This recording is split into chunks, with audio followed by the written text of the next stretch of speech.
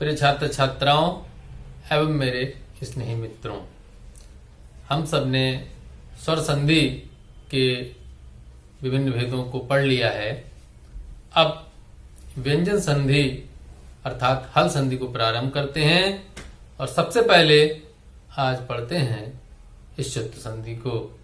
इश्चुत्व संधि के विषय में आइए उसका नियम देखते हैं और ये जानते हैं इश्चु क्या है। सबसे पहले जो इश्चुत्व संधि को हम पढ़ रहे हैं वहां पर आपको पता होना चाहिए कि इश्चु क्या है। देखिए, जो तालव्य सकार है, तालव्य सकार और चू का तात्पर्य हो गया चावर्ग। चूंकि यही आदेश होगा इसलिए संधि का नामकरण इश्चुत्व किया गया है। जो इसका नियम है, सूत्र क्या है? इस्तुः इश्चुना इश्चुः, इस्तुः इश्चुना इश्चु। तो अब आप देखिए, इस्तुः का तात्पर्य क्या है, इश्चुना का तात्पर्य क्या है और इश्चु का तात्पर्य क्या है। अगर आप इस नियम को समझ लेंगे तो आप बहुत ही आसानी से इस संधि को कर लेंगे। देखिए, इस्तुः, अब आप यहां पर देखिए दंत सकार है, तो दंत सकार और तू का तात्पर्य है तवर्ग। जब हम संधि को करते हैं तो पहले शब्द का अंतिम अक्षर और दूसरे शब्द का पहला अक्षर पर गौर करते हैं। तो बंधुओं, अब व्यंजन संधि में जो यहाँ पर खास तौर से इश्चुत्व संधि में जो नियम आएगा वो यहाँ पर इसमें बताया गया है कि जो दंत सकार और तवर्ग है वह आगे भी हो सकता है और दंत सकार या तावर्ग पीछे भी हो सकता है। तो इसलिए ये कहना कि दंत सकार आगे ही मिलेगा और तवर्ग आगे ही होगा ऐसा जरूरी नहीं है।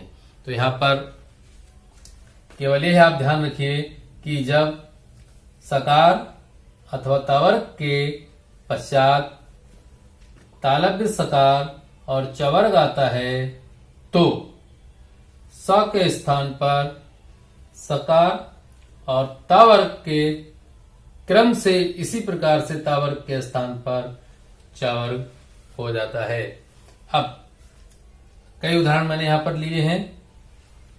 विशेष तौर पर क्रम से समझाने का मेरा जो उद्देश्य है उसे समझ लीजिए। सबसे पहले आप ये समझ लीजिए, देखिए बंधु, ये दंत सकार है और तावर्ग है। यह जरूर होगा जब आप इश्चुत्व संधि को करेंगे। अब ये कैसे होगा तो आप समझ लीजिए। दंत सकार, देखिए रामस, देखिए यहां पर सकार है, रामस यहां पर सकार है, तपस यहां भी सकार है, शिशुस यहां भी है, रामस हरिस। ये सभी उदाहरण जो मैंने यहां पर लिए हैं ये आपको दंत सकार के आधार पर संधि को बताएंगे। अब दंत सकार आपका इश्चुत्व संधि में भी होगा और दंत सकार आपका इष्टुत्व संधि में भी होगा। लेकिन यहां पर इश्चु का नियम ही क्यों लगेगा उसको समझ लीजिए। जब दंत सकार के पश्चात या तो तालव्य सकार हो या चवर्ग हो, तो चाहे सकार हो और चाहे चवर्ग हो, तब आपका जो नियम लगेगा वो दंत सकार के स्थान पर तालव्य सकार हो जाएगा। देखिए लिखा है, यदि सा के पश्चात सा आए तो तालव्य सकार हो जाएगा। देखिए, अब यहां पर चूंकि ये सभी सकार के उदाहरण हैं, इनको भी बताता हूं, नियम और समझ लीजिए। इसी प्रकार जैसे सा के पश्चात तालव्य सकार हो या तावर्ग हो, देखिए पीछे या तो ये तालव्य सकार होगा, यहां पर देखिए है, और देखिए यहां पर भी है, और दंत सकार के पश्चात तालव्य सकार है। ठीक है। अब ऐसे जब ये नियम आएगा दंत सकार के स्थान पर तालव्य सकार हो जाएगा। ठीक है, अभी बताएंगे कैसे होगा। दूसरी बात क्या है, दंत सकार के पश्चात चवर्ग भी हो सकता है, ये कहना है। देखिए यहां पर देखिए ये दंत सकार है, इसके पश्चात च है। इधर देखिए दंत सकार, इसके पश्चात च है। यहाँ पर दंत सकार है, इसके पश्चात चवर्ग का छ है। देखिए छ, ठीक है। तब ये सभी उदाहरण मैंने दंत सकार के लिए हैं, क्योंकि सबसे सरल रूप में अगर आप जाने तो दंत सकार के स्थान पर तालव्य सकार में बदल देंगे, यदि चाहे तालव्य सकार पीछे हो चाहे चावर पीछे हो, परे हो, कुछ भी कह लीजिए। देखिए अब उदाहरण को कर लीजिए, फिर कुछ और बातें बताते हैं। जैसे यहां पर आप देखेंगे सकार है और परे तालव्य सकार है। ऐसे परिस्थिति में जो आगे वाला जो दंत सकार है उसे आप षकार में बदल देंगे, तो तालव्य सकार में बदल देंगे तो आपका क्या हो जाएगा, रामस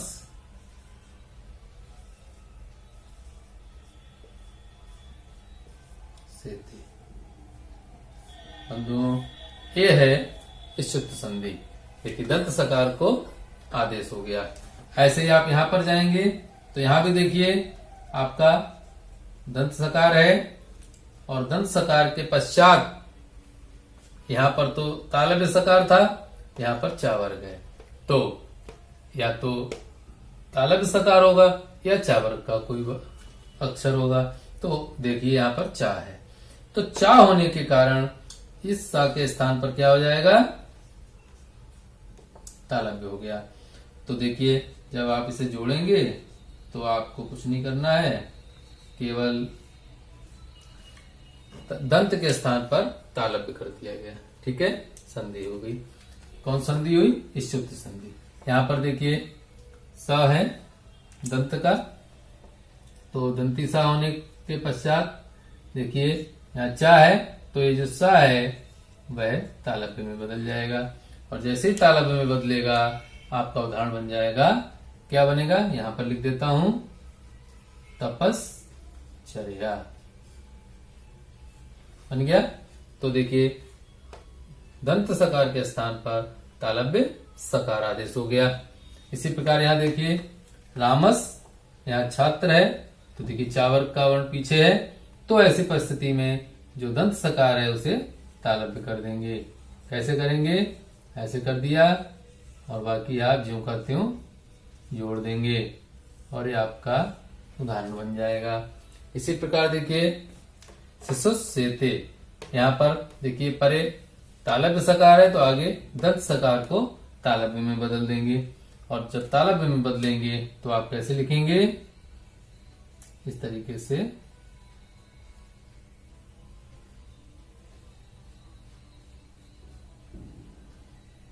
तालव्य में बदल देंगे, बस। इसी प्रकार देखिए हरिस सेते, यहां पर भी वही करेंगे, दंत सकार को तालव्य सकार में बदल देंगे और आप संधि कर देंगे।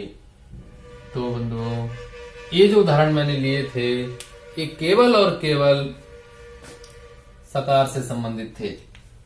अब मैं आपको बताना चाहूंगा कि ता वर्ग के पश्चात यदि स या चा वर्ग हो तब क्या होगा।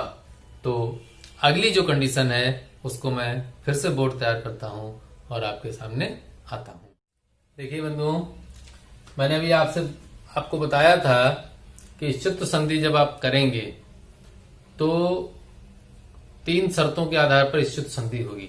मैंने उनको यहाँ पर नोट कर दिया है, आप उनको समझ लीजिए। देखिए इष्टुत्व संधि करते समय 3 कंडीशंस हो सकती हैं। कौन सी, आगे दंत सकार, आगे तवर्ग, आगे चावर्ग, ठीक है।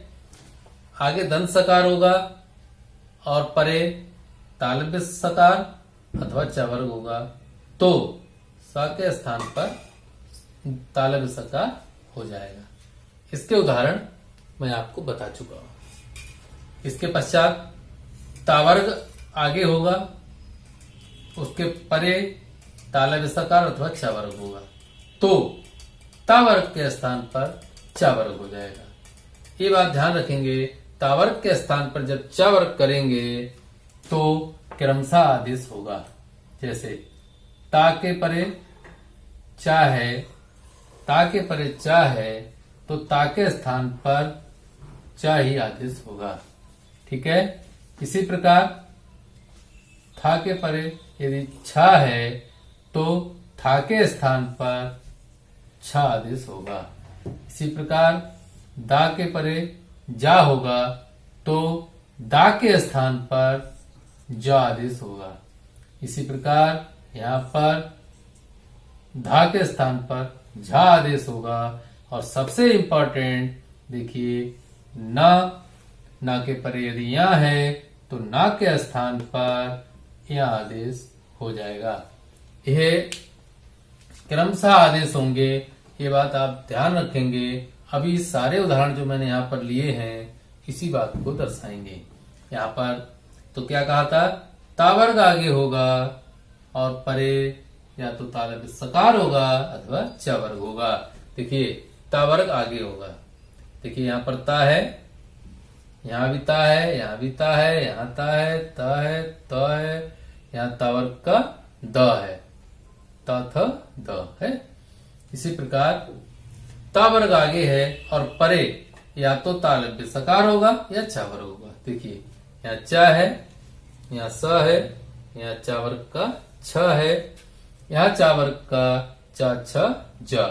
आपको पता है कि जब ये ज्या लिखा जाता है तो ज और यहाँ मिलकर के ज्या बनता है। तो यहाँ पर ता के परे क्या है, जकार है। ऐसे यहाँ तावर्ग का क्या है, दा, तावर्ग का दा, तो तावर्ग के दा के परे जकार है। देखिए है, ऐसे ही तकार के परे जकार है। अब इस 2 नंबर के जो उदाहरण हैं यहाँ पर आपको देखने को मिलेंगे। ये जो तीसरी कंडीशन है इसको अभी बताता हूं बाद में, पहले इन उदाहरणों को कर लेते हैं। अब एक बात आपको और बतानी है बंधुओं, यहाँ पर देखिए जब व्यंजन संधि आप करेंगे, संधि तो एक है लेकिन उस संधि के साथ साथ दूसरी संधियों के नियम भी लागू होंगे, जैसे अभी आपको देखने को मिलेगा। अभी मैं आपको शुद्ध संधि पढ़ा रहा हूं लेकिन संयोग से मुझे जसत्व भी पढ़ाना पड़ेगा, चरत्व भी पढ़ाना पड़ेगा। एक ही उदाहरण में दूसरी संधियों के नियम भी लागू होंगे, तो थोड़ा सा आपको कठिन लग सकता है लेकिन मेरा प्रयास है कि मैं आपको सरलता से समझा सकूं। देखिए बंधुओं, सत धन चित ये उदाहरण है, सत धन चित, और आपने खूब इसे याद किया है। सत धन चित बराबर सचित, उत्प्लस ज्वल बराबर उज्ज्वल, खूब याद है, तैयार है। लेकिन समझ लीजिए कैसे होता है। तो सत धन चित, अब देखिए यहाँ त है, ता के स्थान पर हमने द किया है क्योंकि जसत्व संधि क्या कहती है, यहाँ पर मैंने लिख दिया है जसत्व संधि। अब जसत्व संधि अभी मैंने आपको पढ़ाई नहीं है तो इसलिए शॉर्ट में समझ लीजिए। जसत्व संधि में जस के अंतर्गत कौन कौन से वर्ण आते हैं, ज ब ग ड द, ज ब ग ड द। प्रत्येक वर्ग का तीसरा अक्षर जसत्व संधि में आता है या जस प्रत्याहार में आता है। ज च छ ज तीसरा हो गया, ब प फ ब तीसरा हो गया ब। इसी प्रकार ज व ग, क का तीसरा वर्ण क ख ग हो गया।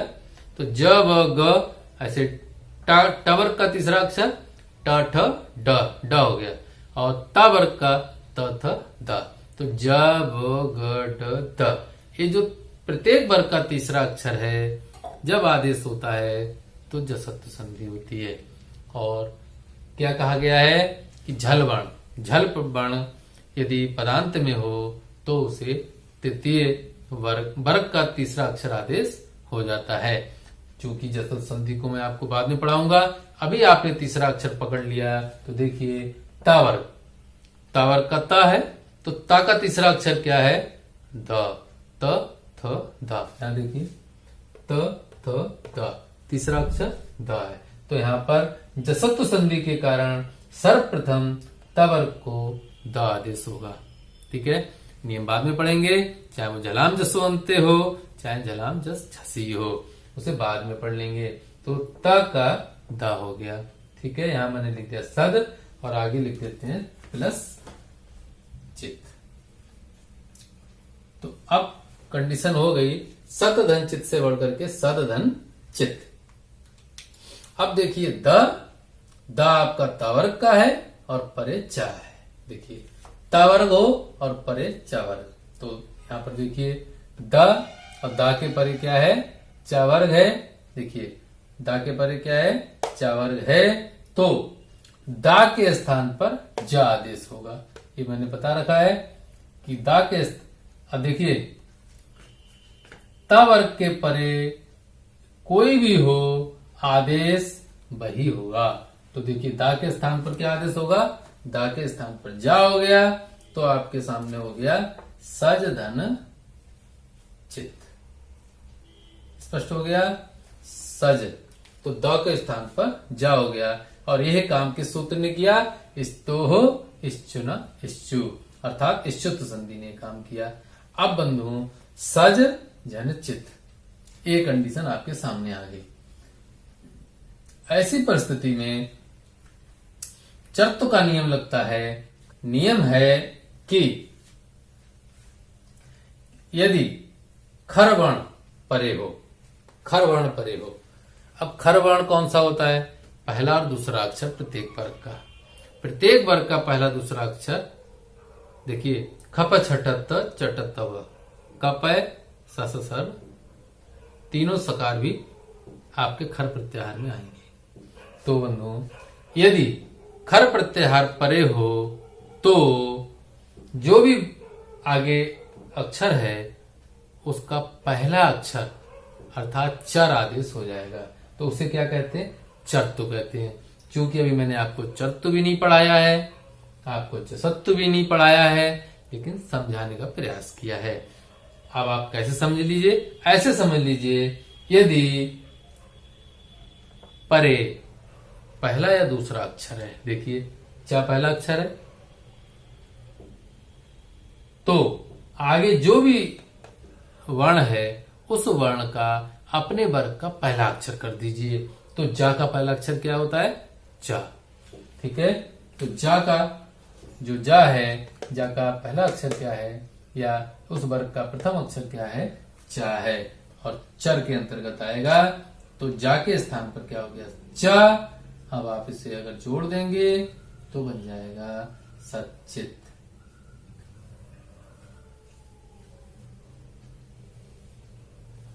तो बंधुओं सत धन चित से सचित पर कैसे पहुंचे ये मैंने आपको बताया।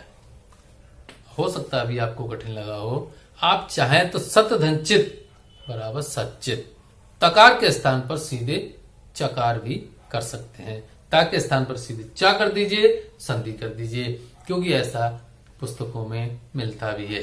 मैंने प्रयास किया कि कुछ आपको अधिक बता सकूं।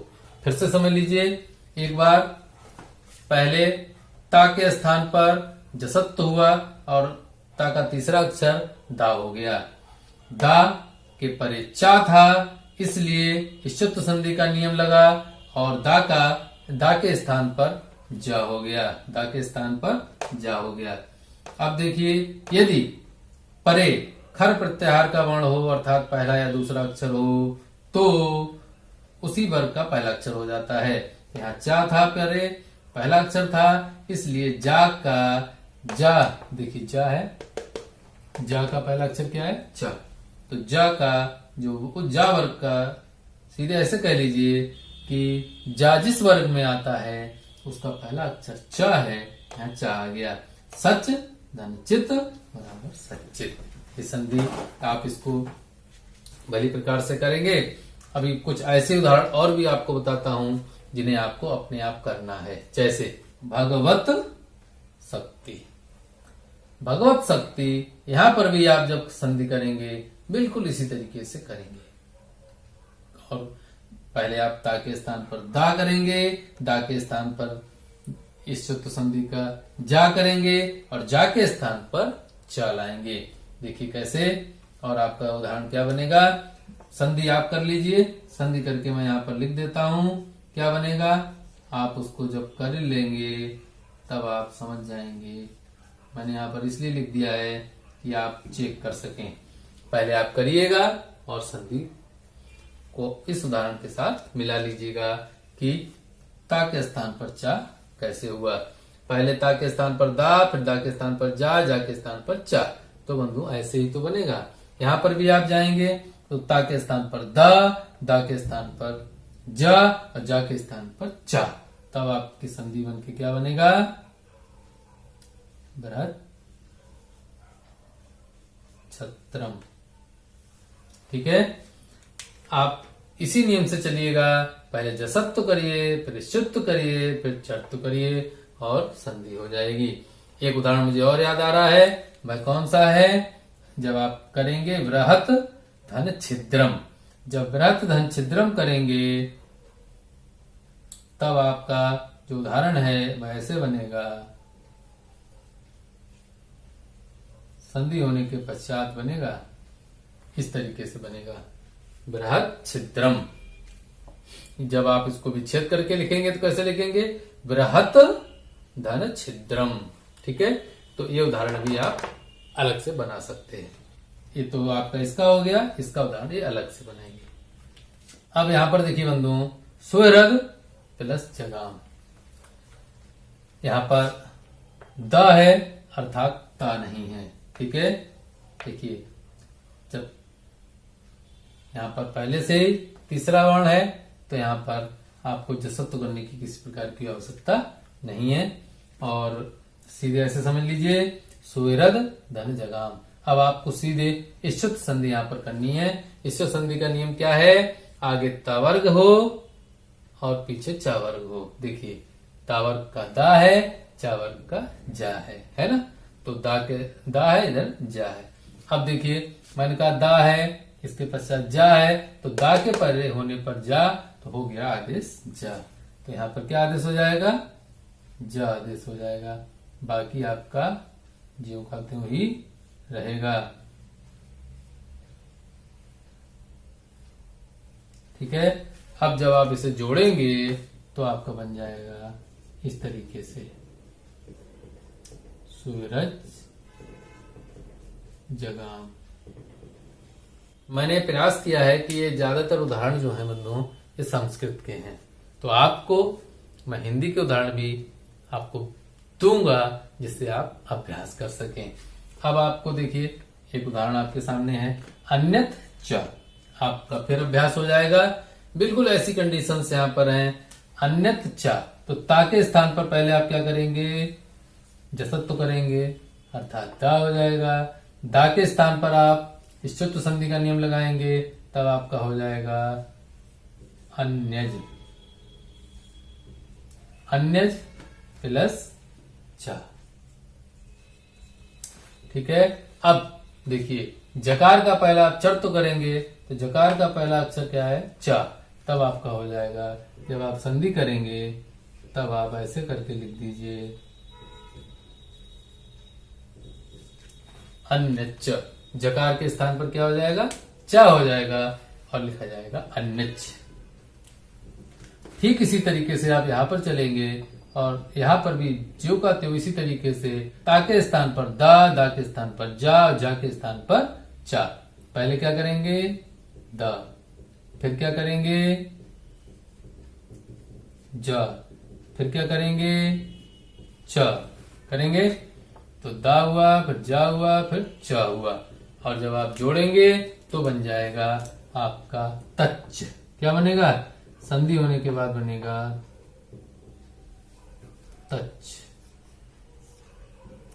इस तरीके से आपकी संधि हो जाएगी। तच्च जैसे था अन्यच्च वैसे हो जाएगा तच्च। अब देखिए उदाहरण आपके सामने यहां बचता है, एतत् ज्ञात्वा। इस उदाहरण को यहां पर समझा देता हूं आपको। आपके सामने ये कंडीशन है, एतत् प्लस ज्ञात्वा। ताको तो दा करना ही है, जसत्व तो होगा ही होगा। इसको क्या बोलते हैं? जसत्व संधि का नियम है, तीसरा वर्ण आ जाता है, त था दा, तीसरा अक्षर आ गया। अब दा आपका देखिए तवर के पश्चात यदि जा है तो दा के स्थान पर जा हो जाएगा। ये हमारा इश्चुत्व संधि का नियम कहता है। और हमने क्या किया? यहाँ पर जा कर दिया। ठीक है, जा, और इधर आपका पहले से क्या है? ज्ञात्वा। ठीक है, अब देखिए ये है कंडीशन आपकी। ता के स्थान पर दा हुआ, फिर दा के स्थान पर आपने क्या कर दिया, दा के स्थान पर परे जा होने के कारण जा हो गया। देखिए अब आपको मैंने बताया था ना, ता के परे जा है, जा और यहां मिलकर के ज्ञा बनता है, ठीक है। तो ता के परे जा है तो जा ही आपका आगे हो जाएगा दा के स्थान पर। अब जब आप इसको जोड़ेंगे तो वर्ग का पहला अक्षर क्यों नहीं होगा, मैंने यहां पर बताया था बंधुओं कि जब खर अर्थात पहला या दूसरा अक्षर परे होगा, जब खर वर्ण परे होगा तभी आपका प्रथम आदेश होगा अर्थात चरत्व आदेश होगा। यहां पर देखिए परे क्या है, जा, जा देखिए तीसरा अक्षर है, पहला दूसरा तीसरा, तो वर्ग का तीसरा अक्षर है, इसलिए चा आदेश नहीं होगा। आदेश कब होना था, या तो पहला अक्षर परे होता या दूसरा अक्षर परे होता, तो या तो चा होता तब भी यहाँ पर आदेश होता, छा होता तब भी आदेश होता।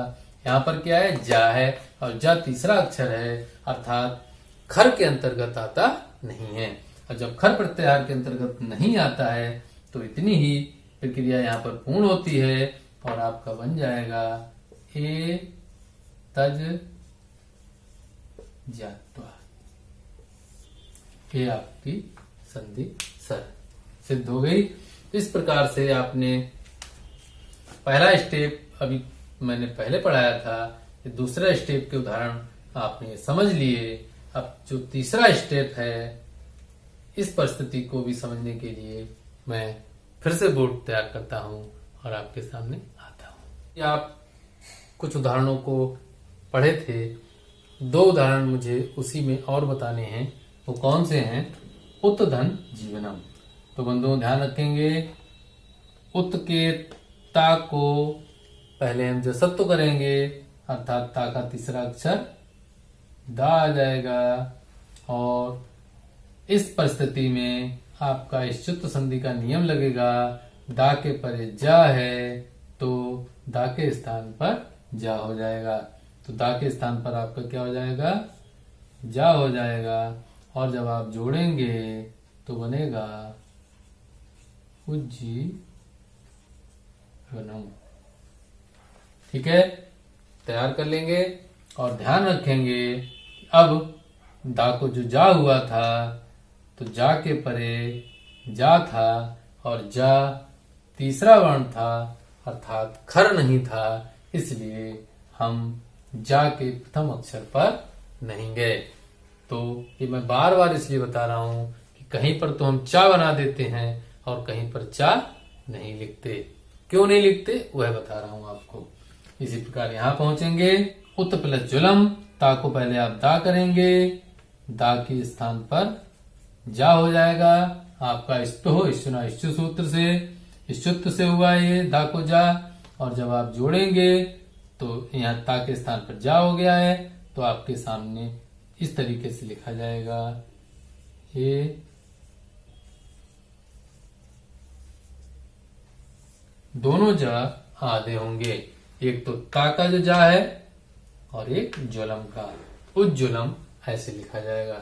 अब देखिए बंधुओं, मैंने दो परिस्थितियां आपको बता दी, तीसरी परिस्थिति क्या है कि पहले चा वर्ग हो और परे ता वर्ग हो। अभी तक क्या था, ता वर्ग आगे था और परे चा वर्ग था। अब मैं आपको वह उदाहरण बताता हूं जिसमें चा वर्ग आगे है और ता वर्ग पीछे है। देखिए यहाँ पर यज का जो जा है, देखिए वो चा वर्ग का है, किसका है, चा वर्ग का। ऐसे यहाँ पर याच है तो चा वर्ग का चा है, और परे देखिए ना, ना कहां पर आता है, ता था दादा ना, तो ता वर्ग। ऐसे यहाँ पर ना है तो ता वर्ग का ना है। अब आपको ये देखना है कि ये तीसरी परिस्थिति यहाँ पर फिट हो रही है कि आगे चा वर्ग है पीछे ता वर्ग है, तब भी ऐसी परिस्थिति होने पर भी नियम यही लागू होगा, चाहे ता वर्ग आगे हो चाहे चा वर्ग आगे हो। यज प्लस नह। अब देखिए ये जो जा है और जा के परे ना है, जा जाके परे ना। अब आपको ध्यान देना है, मैंने कहा था कि ना होने पर या ही बनेगा, क्या बनेगा, यहाँ ही बनेगा। यज तो आपका ज्यों का त्यों रहा, ना के स्थान पर आपका हो गया यहाँ। बिल्कुल स्पष्ट याद रखिए, अभी तक हम पहले वाले वर्ण का जो अंतिम अक्षर था उसको बदल रहे थे, ठीक है। इसमें मैंने उसको नहीं बदला है। क्यों नहीं बदला है? क्योंकि तावर्ग परे है, और बदलेगा कौन?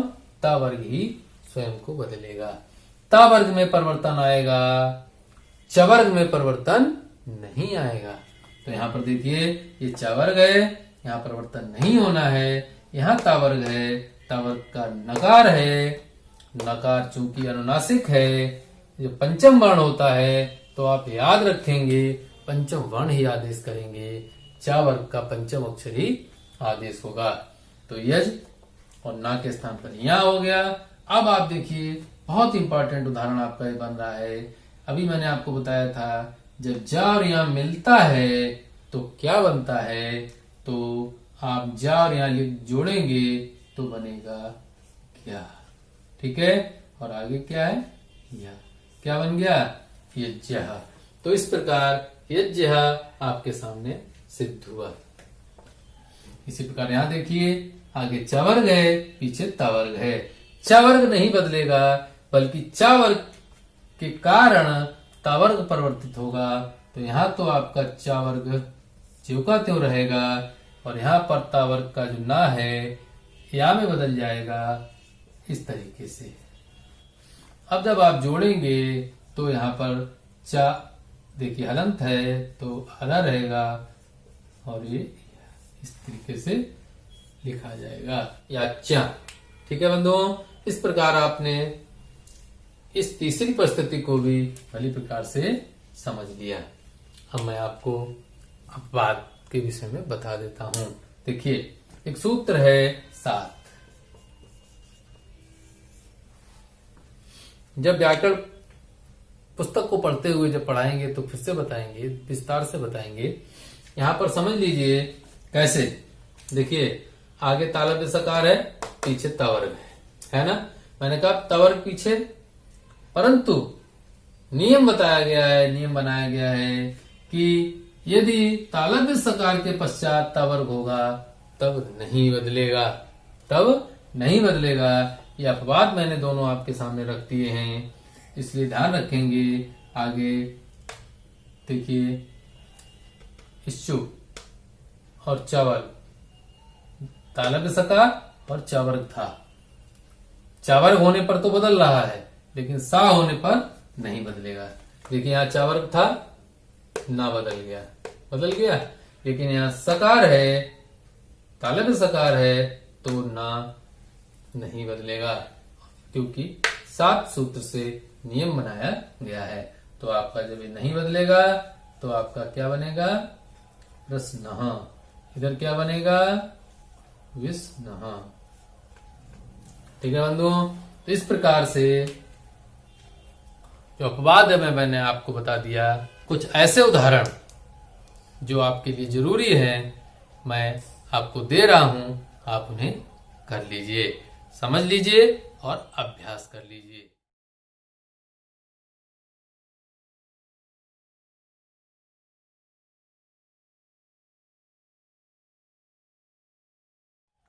ठीक है बंधुओं, तो मेरा ये वीडियो जो कि शुद्ध संधि पर था, व्यंजन संधि के अंतर्गत आपके सामने मैंने रखा।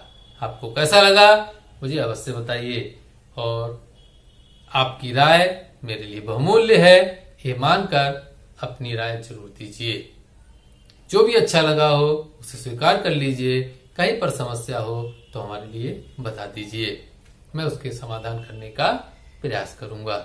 ठीक है बंधुओं, तो आज के सत्र में इतना ही। जाते जाते एक निवेदन, जिन लोगों ने मेरे चैनल हिंदी संस्कृत डॉक्टर सवितुर को सब्सक्राइब नहीं किया है तो कृपया सब्सक्राइब कर लीजिए और मेरे साथ बने रहिए। मैं लगातार कुछ ना कुछ नया और कुछ अच्छा, रोचक, सरल तरीका आपके लिए लाता रहूंगा। तो आज के सत्र में इतना ही। धन्यवाद। नमस्ते समा।